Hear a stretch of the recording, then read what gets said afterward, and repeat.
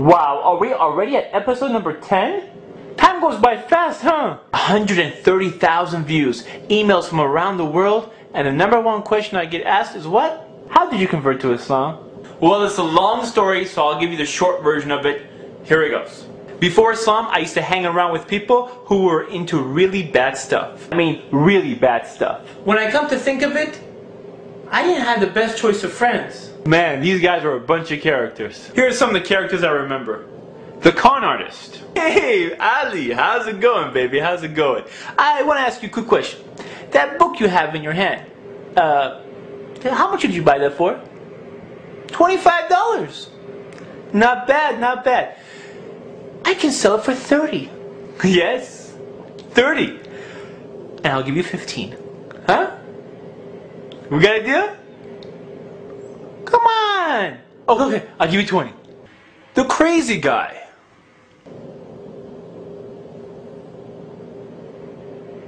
What?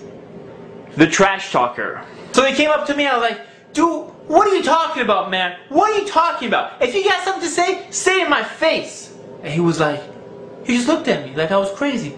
And I told him, man, you know what? What? Is he behind me? Is he behind me?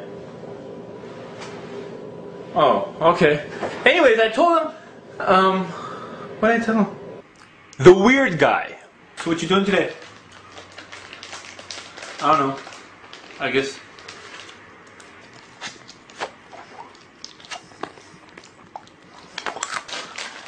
I'm sorry, did you want some? You sure? Okay.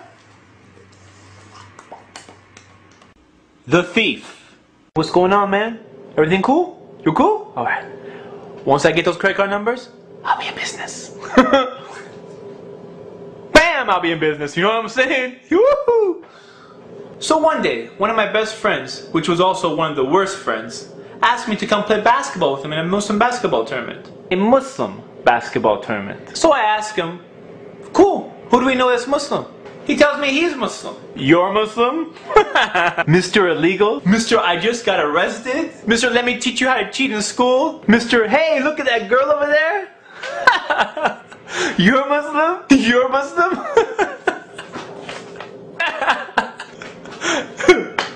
What? You serious? Okay. I'm sorry, man. I'm sorry. I'm just sorry. Okay. It's out of me. Muslim. You're not Muslim. Who are you kidding, man?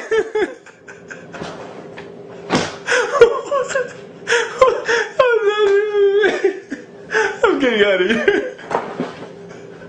I couldn't believe it. So on the day of the tournament, I go to his house and all the teammates are meeting up there. But they're wearing hats that say the word Allah on it and the word Islam on it. I'm like, what? How could this be? I see these guys at school all the time. I have like no idea these guys were Muslim. Zero. With all the stuff I see these people do, I didn't think they had any association with any religion. So we went to the tournament, and when it came for a time for prayer, my team walked out. Yes, they said, let's go chill outside. I'm like, chill? Don't you guys go pray like 5 times a day? No, man, it's cool. We're gonna go chill outside. And judging by their actions, I thought Islam was some type of cultural thing. So of course, after seeing the way these people were Muslims, I had no interest into looking into Islam. Did I become Muslim after seeing these guys? No. As time went on, I noticed more and more of my friends were getting me into trouble. I guess this is what happens when you have bad friends around you. Sometimes you don't look for trouble, but trouble seems to find you. One guy got arrested, the other one's in trial, and bam, I get shot at. Twice. And what religion am I practicing? Nothing. I was worshipping idols. Worshipping idols. Wearing these superstition rocks around my neck, thinking that these rocks will benefit me somehow. But they didn't. I was lost in a world of jahiliyyah, a world of ignorance. Islam was never given to me, so I had no idea what it was. Eventually I realized that these idols didn't benefit me. So one day I decided to search for the truth. I told myself if I find it, I will change my life. So I started looking into different religions and different ways of life. One by one, I found errors in different religions.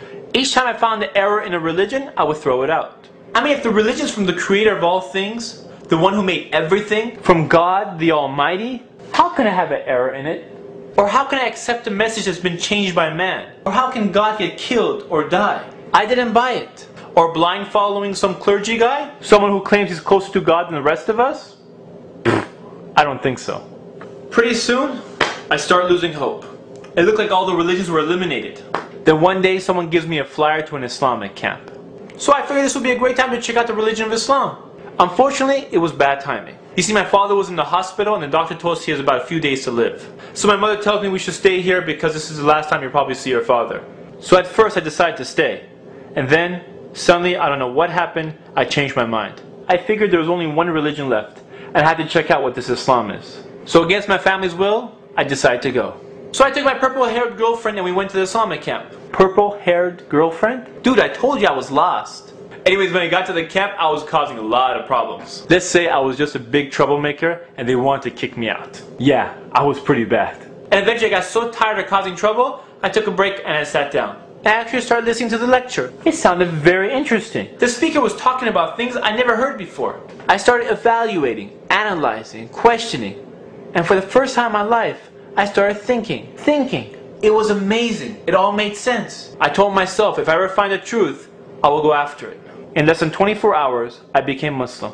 I told my longtime girlfriend, it's over. She was in shock. When I came home, I told my parents, I became Muslim. They were in shock. And when I told my friends I'm Muslim, I think they probably thought I went crazy. Crazy! I think the reason that the camp made such a difference is it isolated me from all the distractions you get in this life. You see, in our normal life, we're distracted with so many different things. But if you take all these distractions away, and you get a chance to actually think, and Islam is presented to you, it makes perfect sense.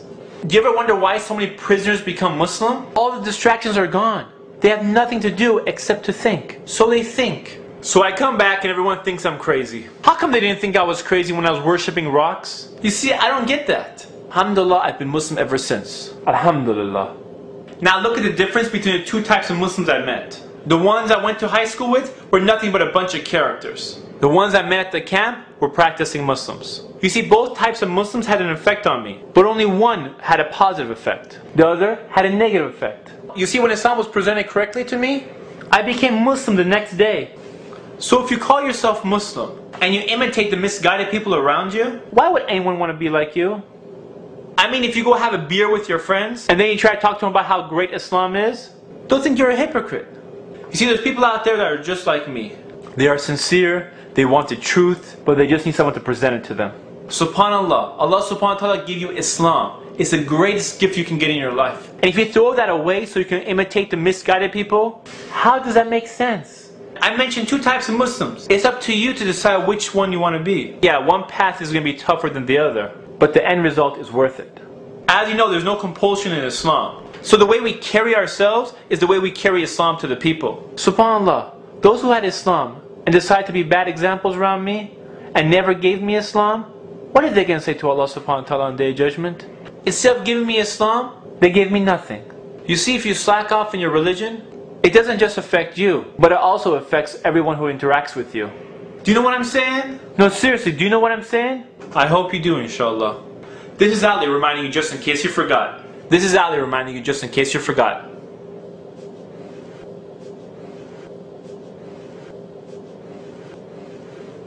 What?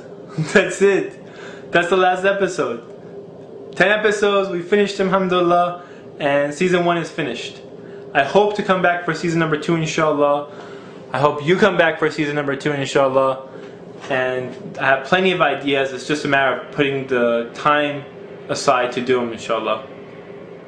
Please go to ummahfilms.com, go to the very top of the blog, there's a field that says enter your email, type in your email, press enter, add yourself to our list, inshallah, so every time a post comes out, you'll be notified. When the second season comes out, inshallah, you'll also be notified, and that way, right when it comes out, you're back, inshallah.